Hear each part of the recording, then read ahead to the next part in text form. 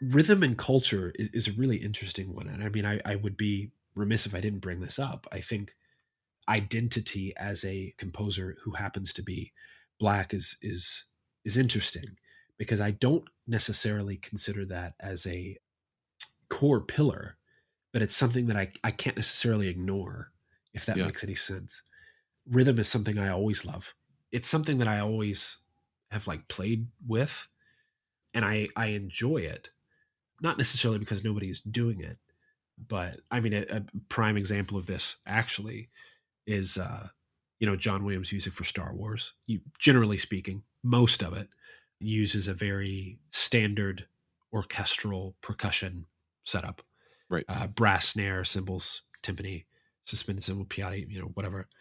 But then you look at the score for Solo, which also was Star Wars and was John Powell, and he's using a very, very extended percussion. And in some cases, it's the same exact tracks, but just with a very robust percussion section.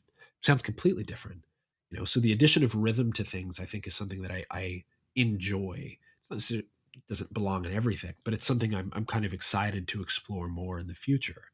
Not necessarily as it pertains to race or identity, but realizing that in saying, this is something I can't really ignore. A lot of the music that I was brought up with, culturally speaking, I think is very rhythmically focused. So it's a fun thing to kind of experiment with in the setting of that being a pillar. But I think another thing that is very important to me, not necessarily just the what, but also the why. Mm. As I mentioned with the whole orchestra thing, I mean, orchestra is great. That's the what. It sounds cool. That's the what. But the why, I think, is so important. And maybe of all of the pillars, and some of my friends and contemporaries in my field give me some crap about I get a little too heady and existential.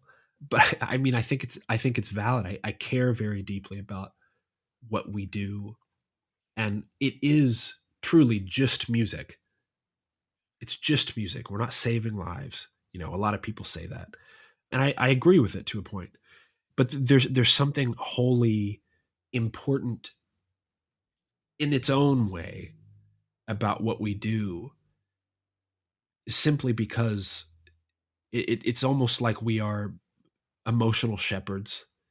Somebody will come to you to listen to something, to maybe get over a breakup, or to get over this, or to get over that, or to help them process this. They might just listen to your music just to forget about something. They might listen to your music to feel nothing. So it's almost our job to help people through the everyday in some way or another, and a lot of times not the ways that we might intend.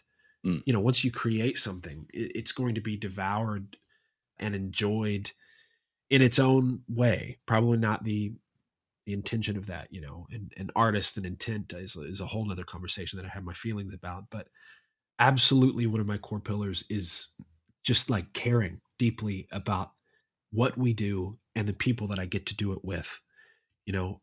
Treat people well.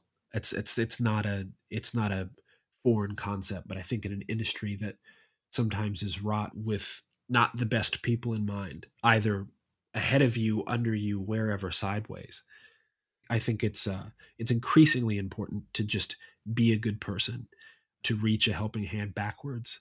And in the same way of what I was talking about with the orchestra thing, I mean, I think it's a community. I think art in and of itself kind of is a community Yeah. pursuit.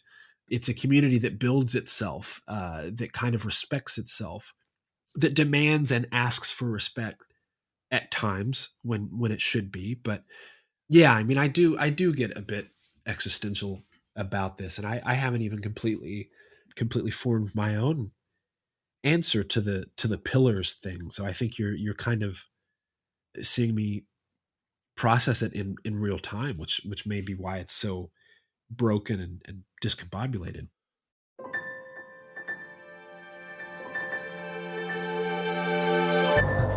Thank you so much for tuning in to Micromaker by Loose Leaf Transmissions.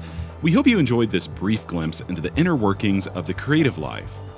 If this resonated with you, be sure to check out the full conversation on Music Maker with Tyler Kline, a podcast exploring craft and process, philosophy and inspiration, and the honest, often messy parts of being an artist, creative uncertainty, purpose and identity, and resilience.